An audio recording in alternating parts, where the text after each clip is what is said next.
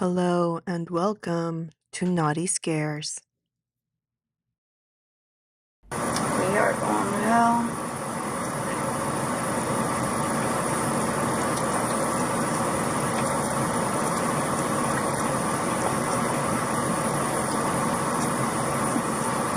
That's up.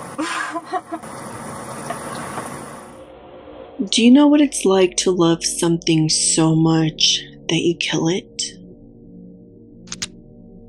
She ended the life of her sexual partner during some asphyxiation foreplay fueled by a combination of drugs.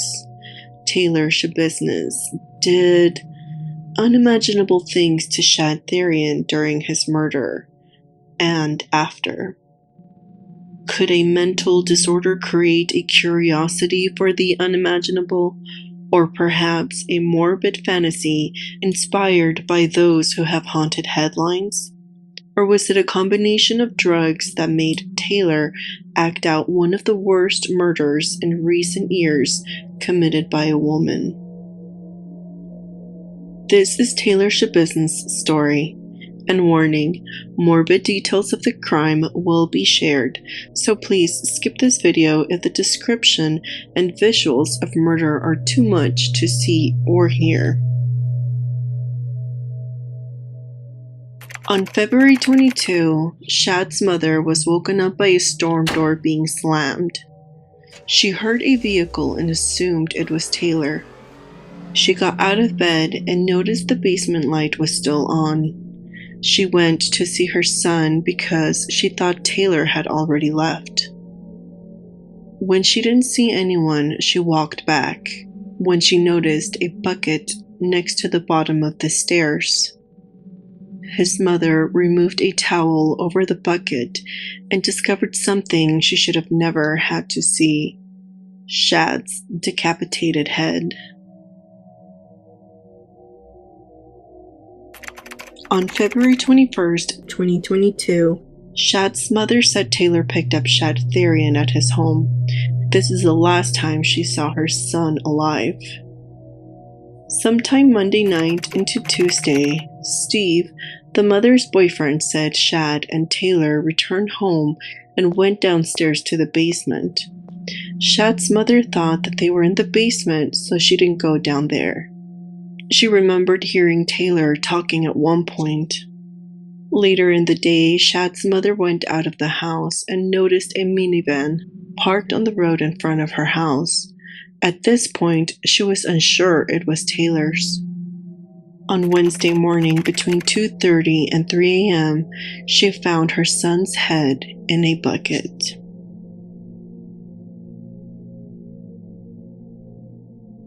Before we get to the gory details, Taylor's father shared some information about his daughter during Taylor's trial. He was in shackles and in an orange suit when he testified in court, sharing parts of Taylor's youth. This is what we know of Taylor's upbringing. Taylor Denise Schabusiness was born in November 1997 in Illinois. Named by her parents Marla and Arturo Coronado as Taylor Denise Coronado.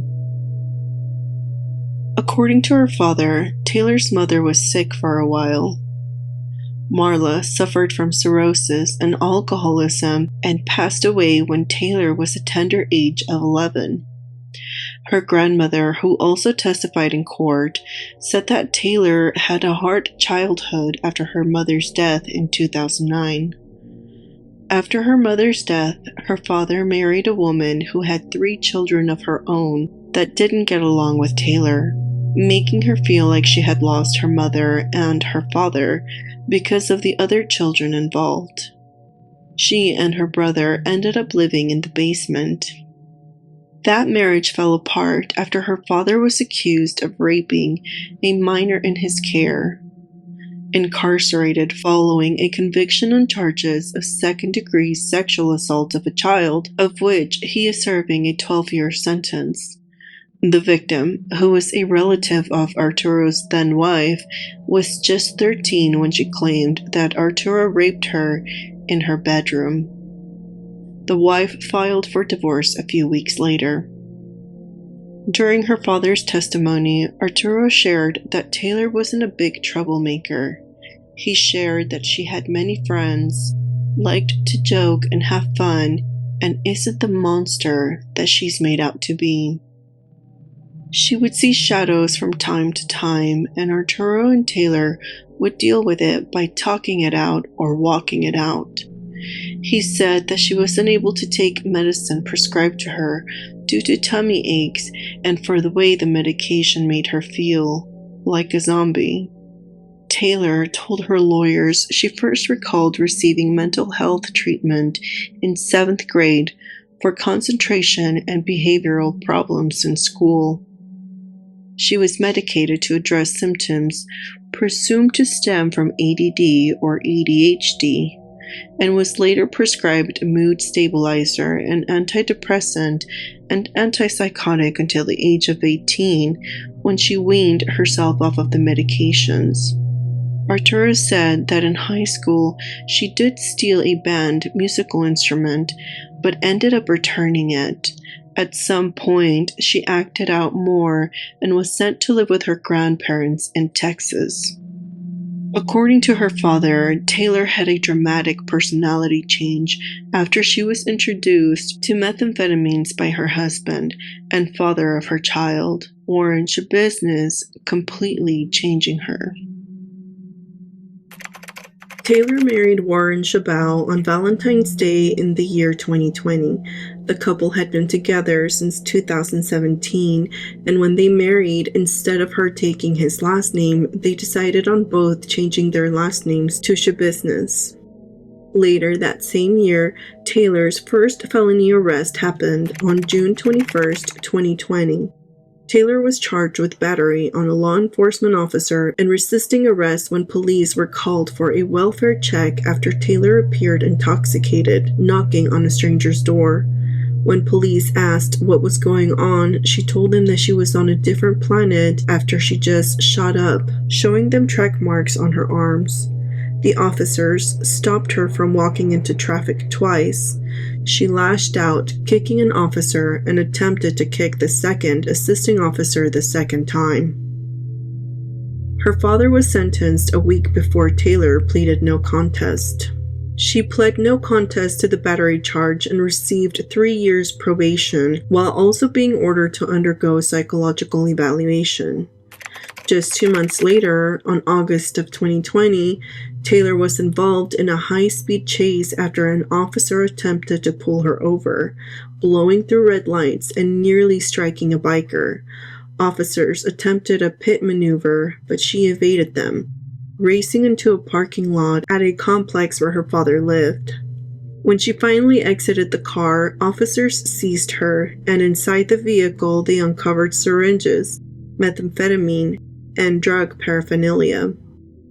3 months later, her husband, Warren Schabusiness, was serving time after being convicted of federal drug charges. During a traffic stop on November 13, 2020, the police department discovered 46 grams of methamphetamine. He served his sentence at a medium security facility in Wisconsin with a July 25, 2024 release date. Taylor and Warren became parents in October of 2021. Taylor gave birth to a baby boy. Her grandmother testified that Taylor was excited when she found out about the baby, and she was very happy when she gave birth, but unfortunately, it didn't last very long. Just 24 hours later, CPS took her baby away. Taylor moved to a shelter, and the baby was placed in the care of the grandma, Ms. Coronado. With Taylor being unable to spend much time with her baby due to court orders, Ms. Coronado and her husband, who reside in Texas, adopted Taylor's son. Just 4 months after giving birth to a baby boy, Taylor committed a horrendous murder.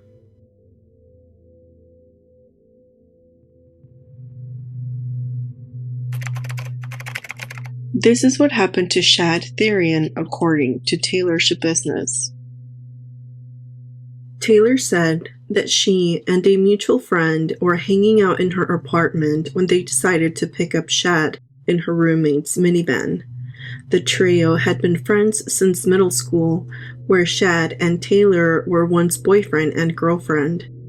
The mutual friend later testified in court that it was always friendly when the three hung out, staying friendly throughout their lives. After picking up drugs, the three of them went back to the Eastman Avenue apartment. At some point, they visited Shad's father and returned to the apartment. Her roommate was present in the apartment but sat in a chair the entire time while they were in a bedroom, not participating with Taylor and her company. There, all three smoked marijuana. Taylor told the detective that she and Shad were smoking the bitch, clarified to the detective that it meant that she and Shad smoked methamphetamine. The mutual friend then left, and she and Shad stayed and injected herself and Shad with trazodone. Afterwards, they left her apartment on Eastman Avenue and drove to Shad's mom's house in the roommate's minivan, where Steve, the mother's boyfriend, led her and Shad into the house, and they went downstairs to the basement.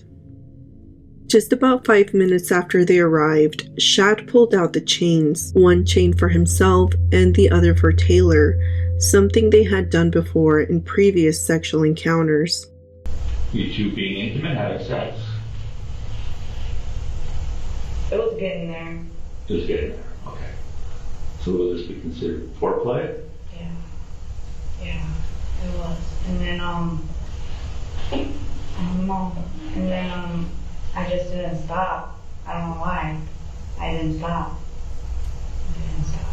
You guys done something like this in the past? Not like that. Do you use manual strangulation during sex at all? No. Is Shad like that? A manual strangulation? Yes. He likes strangulation? I don't know. You know what I'm Yes, talking about? he does. Yeah. Taylor described the chains as being like a dog choke collar, a chain link, and silver. She said Shad then put the dog collar around his neck. Starting as foreplay, she then just went crazy, strangling Shad as he was laying face down on the bed with her on top of him, pulling on the end of the chain. She could feel Shad's heart beating as she was still choking him, so she pulled and choked him harder. Taylor said that Shad would not die, that he just kept rebuilding into muscle, informing the detective that Shad tried to fight back. At some point, Shad coughed up blood while she just watched his face, waiting for him to die. She told the detective that she did not mean to kill Shad, but as she choked him, she liked it. She was already this far, so she kept on choking him, wanting to see what happens, then saying she liked it when recounting the murder. Where'd you do the body? The body's there. Yeah. It's, So we're gonna take the head somewhere? I like that. You liked it? It took about 3 to 5 minutes for Shad to die. Taylor blacked out while choking Shad, and when she woke up, he was already purple, and still she kept going. She made it clear that she enjoyed it. I like that. You liked it? And then asked the detectives if they knew what it was like to love something so much that you kill it. Christmas presents Like, or... I don't know. This is the thing that I have, like, I've always had, you know, like, you ever love something so much that you kill it? Like, it happens to me. That's the feeling that I have. I love something so much that I kill it. Like, I love it so much, and then I kill it. That's what happens to me. So, She said she knew he wasn't alive anymore when Shad's face turned purple with blood coming out of his mouth, and still she wouldn't stop the choking. After his death, the horrors didn't stop. They continued. But when did you start, cutting up his body? I don't know, like almost right away. I was sucking and cutting at the same time. I grinded on him. I put the dick in his ass. You put his penis in your vagina? Okay, you just grind on him? you say before that you performed a roll on him? Yeah. Okay, and that was after he was dead? Yeah. And then he got happy. He was like half hard while I was still sucking while he was dead. Yeah. Okay. And was that part of playing with him, or? That is part of playing with him. That was part of playing with him. Did you cut? Taylor Schabusiness confessed to playing with Shad's body, raping his corpse, performing fellatio on his dead body, inserting a dildo she had in his mouth and then his anus, playing with his corpse for about 2 to 3 hours, and cuddling his body afterwards. She played with Shad's body in the basement all day Tuesday into Tuesday night and into Wednesday morning. At one point, Taylor believed she saw Shad's mother come downstairs to the basement with a cat, but she stayed quiet and unnoticed on the finished part of the basement. At some point, Taylor realized she needed to remove the body from his residence so that she wouldn't be caught. She was not prepared as killing Shad was random.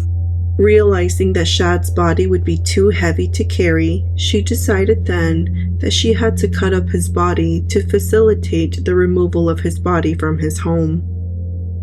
You cut his head off first, correct?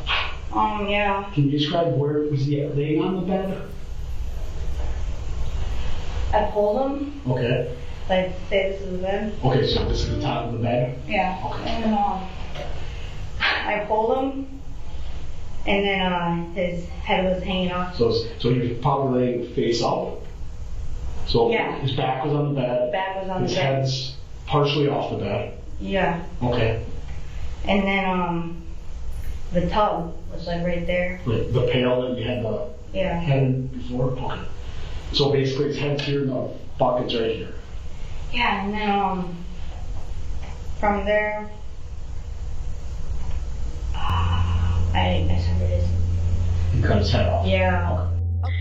Taylor had Shad's body on the bed in the basement. She pulled him to the edge of the bed and put the black bucket underneath his head. She then began cutting off his head using Shad's mother's knives from her kitchen. She used a bucket and a tote to catch Shad's blood so that she would use the shower in the basement to dump out the bucket. She dismembered his body and put the dismembered body parts in bags to facilitate her being able to remove his body from his home.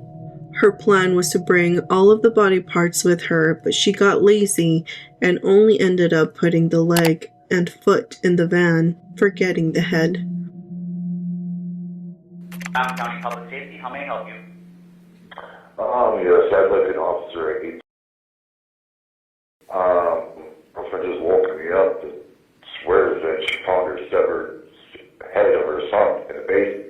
I have no clue what's happening with my girl. Swears that she's found her severed head of her son in the basement. Did you go down there? In a bucket. I went down, I can't tell what the fuck. Part of my language, I'm kind of a little freaked out.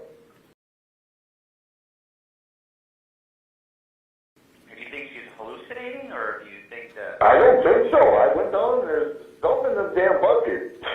I don't know, man. She's a little freaked out and kind of freaking me out. On Wednesday, February 23rd, 2022, police officers were dispatched to Shad's home at 3:25 a.m. for a report of a severed head being found inside a bucket in the basement, found at the bottom of the stairs. An officer saw a towel on top of the bucket. When he lifted the towel, a human head was inside. They walked around following protocol, ensuring no one else was inside the basement. While doing the walkthrough, the body cam captured evidence of foul play, capturing dried bloody stains on the nearby mattress. Police investigation found that Shad was last seen with Taylor, and while investigation continued in Shad's home, Taylor Schabusiness was located by a team of patrol officers who were able to quickly find her, even though she had removed an electronic monitoring bracelet from her ankle hours before the murder. The officers found the van that fit the description, and while they didn't know it yet, when looking inside the window with a flash, their body cams captured a multitude of items inside it. One of the items carried evidence of Taylor's evil doings. While checking out the van, one of the officers found what looked like blood on the snow. While checking out what seemed to be blood, the van was locked from the distance, catching the officers' attention. They looked around and found Taylor nearby. At this point, Taylor seemed eerily calm and seemed to cooperate with police. The officers found a large amount of blood on her sweatshirt, a cut on her left thumb, and some scratches on her arms and hands, which Taylor said were self-inflicted. The arresting officer noted that she still had blood on her hands. The officers handcuffed Taylor and went to her apartment. Continuing investigation, officers handcuffed the roommate. Now, I live here. Why am I being detained such as this? So, there's some circumstances that happened where we believe that female is involved. Yes, you are correct. What do you mean you're correct? You are correct. Okay. I called the police on her. Why? Because she took off with my car earlier. Okay. She's on ankle bracelet. Okay. I called you guys. Okay. I called you guys, This is for man. something way more important than a stolen car at this point. I've been calling you guys, trying to cooperate, and you're putting me in handcuffs. It's ridiculous. Right now you're wanted for questioning. That's all I can tell you. And what? Detectives will explain it all. CIA or some shit? Detectives will explain it all once we get to the station. The roommate informed them that he had called the police himself minutes before they arrived to report his van stolen, taken by Taylor without his permission. I got one off of my.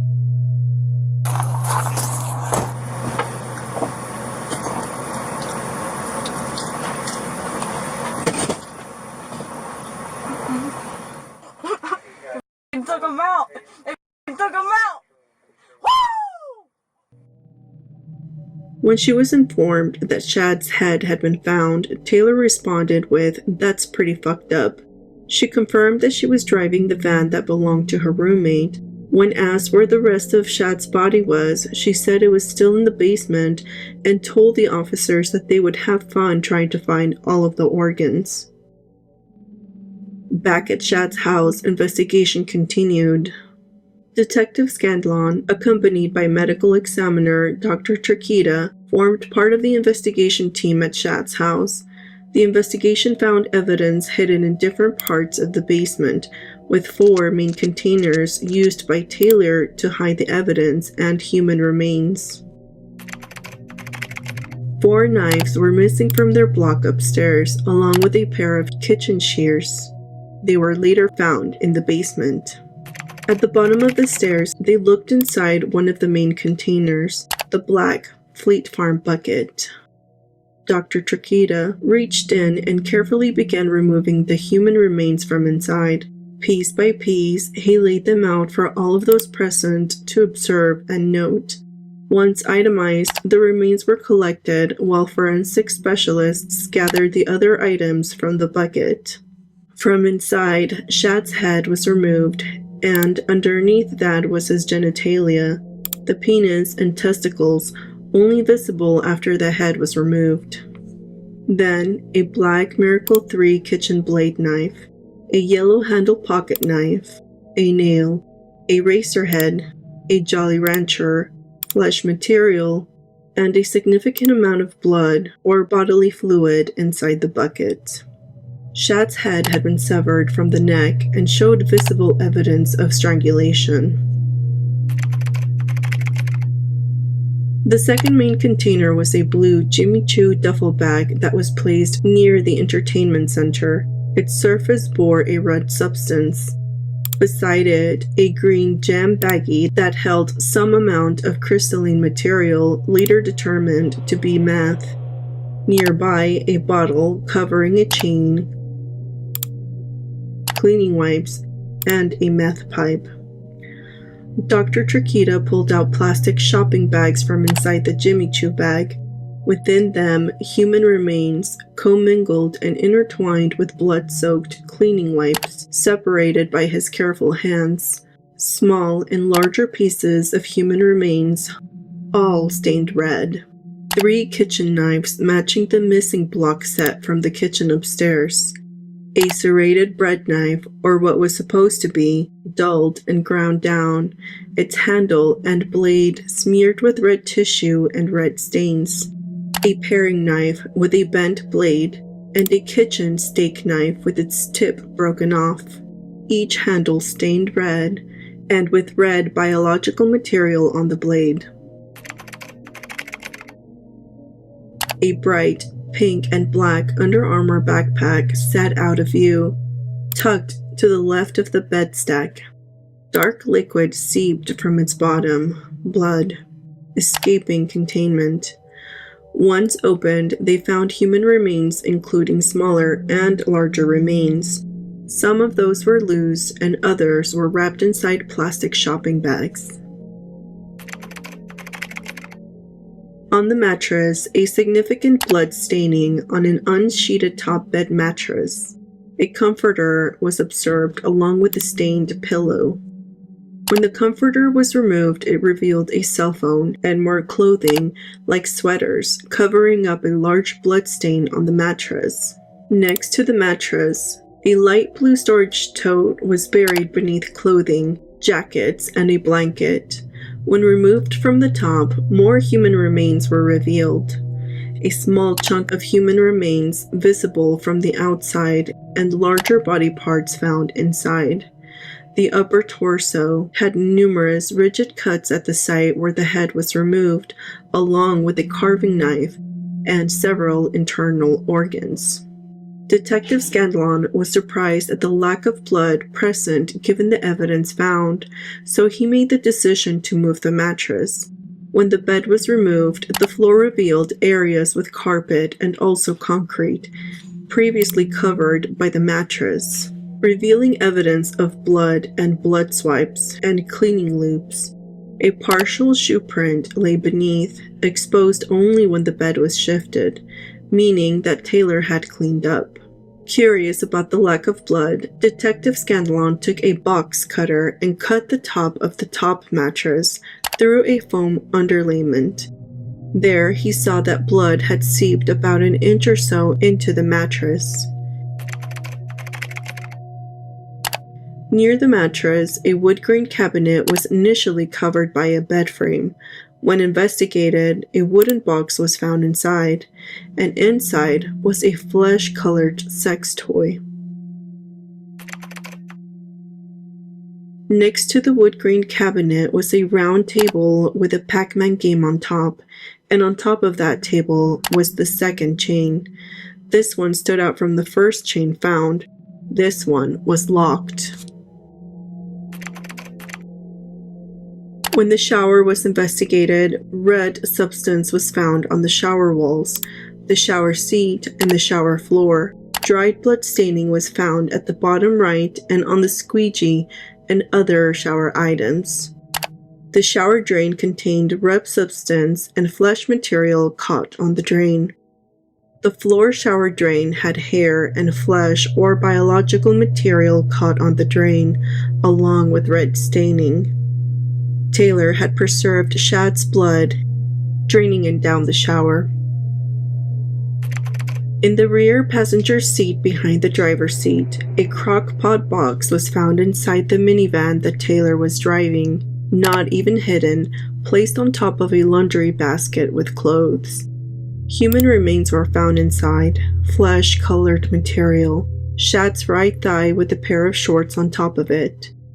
Dr. Tranquita emptied the remains from the crock-pot box and collected the remaining body parts. After collecting the hidden parts, Dr. Tranquita then performed an autopsy. During court, held on July 2023, he testified showing diagrams keeping track of the injuries on Shad's body. Dr. Tranquita said the head and neck injuries were so severe that he had put them on separate pages. He described how Shad's head and neck were very dark and swollen with blood, severe blood congestion, while the rest of his body looked pale. He went over a diagram where he pointed out injuries, bruises on the upper left and upper right chest and right knee, scrapes on the upper right arm, a collapsed blister on the left heel, and a gray metal ring on the left pinky. Dr. Tranquita went over the drawing of Shad's tongue, explaining that Shad's tongue had a bruise on the right side of the tongue tip. On the back right middle of the tongue were specific patterns, very neat and parallel rows of dents consistent with the chain. He explained that during strangulation, if the chain or rope moves, the victim may try to push their chin under it, and the object can scrape the chin, lips, or inside the mouth. He then went over the head and neck diagram. The upper head and neck were described as purple from the trapped blood. Scrapes found on the right side of the face and nose, bruises on the left and right temple, both above the ears. Cuts were present on the outer left eyebrow, left upper eyelid, and tip of the nose, noting that those cuts happened after death because there was no bleeding, no redness, and no swelling. His face showed many burst blood vessels, with bleeding in the eyes, both the pink areas and the whites, and inside the mouth, consistent with strong pressure on the neck that ruptured the blood vessels. He also found bleeding inside the neck muscles on both sides. Dr. Tranquita explained that Shad's head was completely cut off, a decapitation where the cut went all the way through, separating the head from the body, from about the neck bones C5 and C6, just above the base of the neck. There were also many cut marks above and below the main cut, showing repeated attempts to cut through the neck. He then went through the following diagram, showing the front and back full body drawings. The skin was peeled off the back muscles were removed, and the ribs and spine were exposed. The torso of Shad's body was cut in half horizontally at the lower spine, opening the chest, stomach, and pelvic area. Taylor removed the organs from Shad's body, and his left foot was recovered from within the lower chest cavity. Shad's right shoulder and elbow were partially cut off. Many cuts and stab wounds were found on the arms and legs. Large patches of skin were cut away from the abdomen and thighs. All of the soft tissue was removed from the right thigh. Taylor had removed the skin and muscle, only leaving the bare thigh bone. His left leg was cut off at the knee. The kneecap was found separately, and another cut was found from the left knee to his ankle. His left foot was found inside the chest cavity. The right leg femur was mostly stripped of its tissue.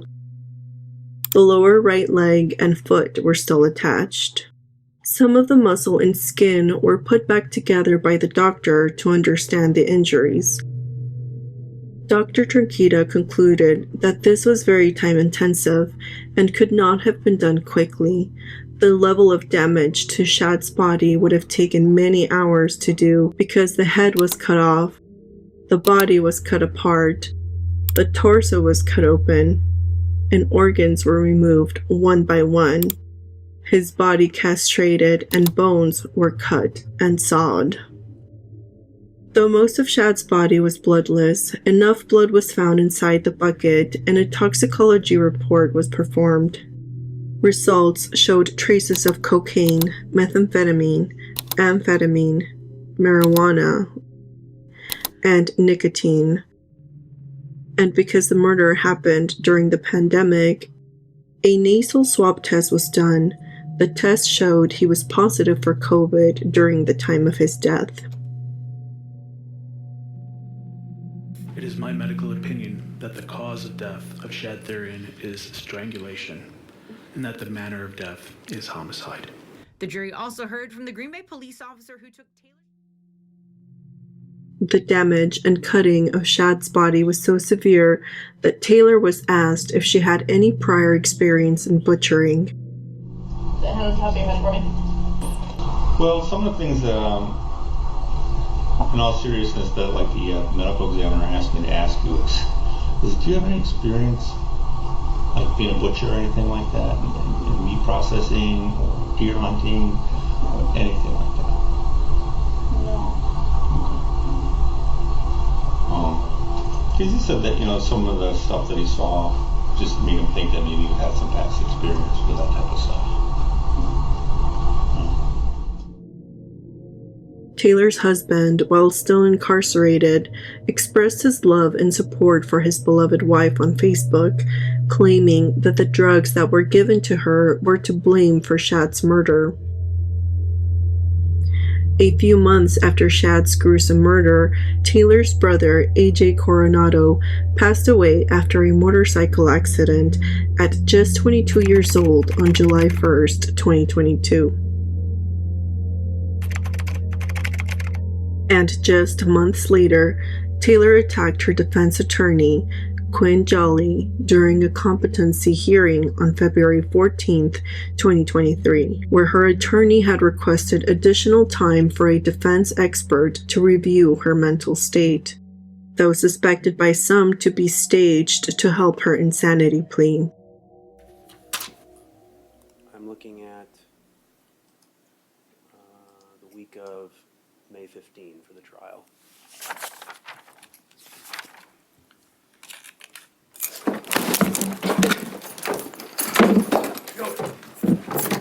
Stop it. Stop it.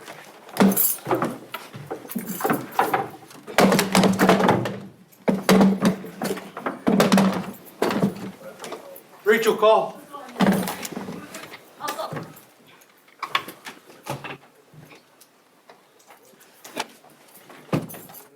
Over, down into the. Where do you want her to do it? On the second floor? Get that paper. Got it. 205 monitor. We're moving to the second floor. Following the attack, her attorney withdrew from the case. Taylor's husband, Warren, posted on Facebook again in support of his wife after Taylor attacked her attorney. He asked for professional help for his wife because that's what she deserves. He mentioned how her addiction, mental background, and postpartum depression played a role on what she's been accused of, continuing an emotional support for Taylor while also professing his love for her. Her attorney at the time said she had been diagnosed as bipolar in the past and had been getting mental health since she was in 7th grade, but a court-appointed physician found Taylor able to stand trial. The Brown County Circuit Court Judge Thomas Walsh ruled in March that Taylor was competent to stand trial. Taylor's trial for the murder and dismemberment of Shad Thyrion began on Monday, July 24, 2023. During trial, a detective with Green Bay Police Department shared important details from his recorded interview with Taylor on February 23rd and 28th, 2022, after she was arrested for Shad's murder. The detective described Taylor as calm, with no mood swings during the interview. She told the detective that she decided to leave on February 23rd, 2022, because she heard lots of walking upstairs, also believing she heard some shots being fired in the area, causing concern and deciding to leave Shad's home. She had placed Shad's head and genitalia inside the bucket because she liked them and intended to take them with her. She confirmed with the detective that she did use cleaning materials such as the Clorox wipes and the spray, using the squeegee to clean up the shower area to try to get rid of evidence, placing the cleaning wipes in the same bags used to hide the dismembered body parts. During the 3-day trial, it was exposed in court that Taylor searched online for Jeffrey Dahmer walking into court all sexy and Jeffrey Dahmer's butt. While it's unclear if Taylor committed this horrible murder inspired by a dead serial killer she seemed to lust over, Taylor's aggressive behavior seems to be consistent. On July 26, 2023, it took a jury around 30 minutes to convict Taylor on all counts of first-degree intentional homicide, mutilation of a corpse, and third-degree sexual assault in Shad's death. She was sentenced to life in prison in September. On July 2024, Taylor attacked a nurse that was simply trying to remove a staple from her arm. When staff moved to help, Taylor grabbed a metal tray, then picked up a small table and swung it at a correctional officer. Lunged.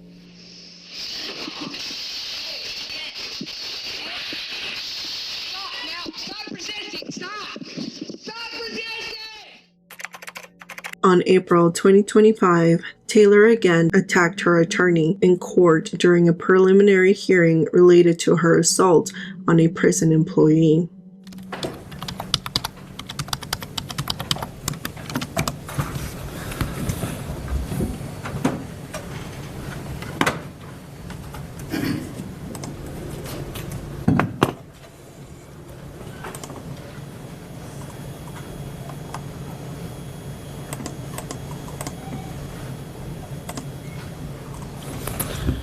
All right, the court will call 24 CF 1048, State of Wisconsin versus Taylor. And Judge, it sounds like just one witness. We're asking for a sequestration, but that may be a moot point. All right. It is one witness, Your Honor. All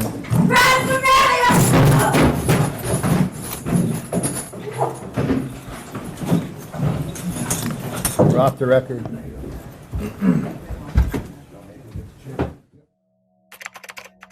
On July 2025, Law and Crime Network had an exclusive interview with Taylor Schabusiness, where she clarified a few things. I was on the run in Texas after having my baby taken. I decided to make things right and clear up north. When I got back, they put my on the bracelet. I went to buy a bag on the low, so I went to my ex, who was a Satan disciple, and family, we all Latin kings. So we beefing. We don't with SDs. I gave him $100 for the bag, and the bag was $50. He pocketed the cash. I went back downstairs, took off his pants. I sucked his cut his head off at the same time, because the only SD that I would ever be doing would be sucking. On December 1st, 2025, she was wheeled into court and she apologized. She was given the maximum 90-day sentence that will run after she serves her life sentence. Taylor held up her middle finger as she was wheeled out of court. The victim could not return to work following the attack.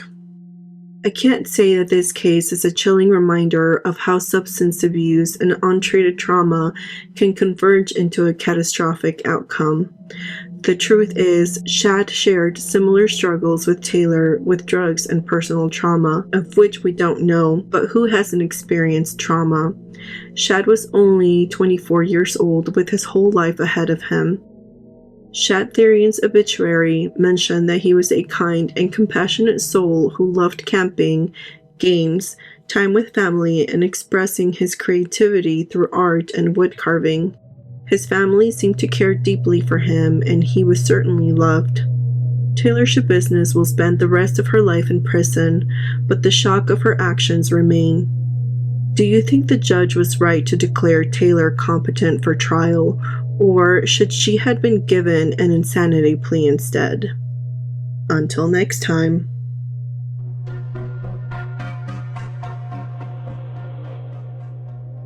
Thanks for watching. Don't forget to like and subscribe if you want. I mean, you don't have to. It's only